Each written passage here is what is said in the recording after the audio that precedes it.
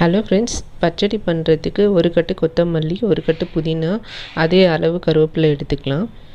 இப்போது இதுக்கு சேர்க்குறதுக்கு 20 பச்சை மிளகாய், 100 கிராம் இஞ்சி தோல் சீவி எடுத்துக்கணும், ஒரு 50 கிராம் புளி எடுத்துக்கணும். இப்போது முதல்ல ஒரு மிக்ஸி ஜாரில் இஞ்சி, பச்சை மிளகாய், புளி நீங்கள் கொஞ்சம் தண்ணியில் ஊற வச்சு சேர்த்துக்கோங்க, கொஞ்சம் அரையாத மாதிரி இருக்குது.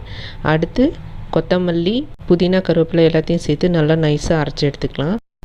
அடி கனமான வாணலி எடுத்துக்கிட்டு அதில் 50 கிராம் நல்லெண்ணெய் ஊற்றி நல்லா காஞ்சதும் 1/4 ஸ்பூன் வெந்தயம், 1/4 ஸ்பூன் கடுகு, 1/4 ஸ்பூன் சீரகம் எல்லாத்தையும் சேர்த்துட்டு நல்லா பொரிஞ்சதுக்கப்புறம் நம்ம அரைச்ச விழுதை ஊற்றிக்கலாம். ஸ்டவ்வை சிம்மில் வச்சு ஊற்றிக்கோங்க, கொஞ்சம் தெறிக்குது. இதுக்கு தேவையான அளவு உப்பு சேர்த்துட்டு நல்லா கலந்து விட்டுட்டு மூடி போட்டுக்கோங்க, ஏன்னா தெரித்து மேலே விழும்.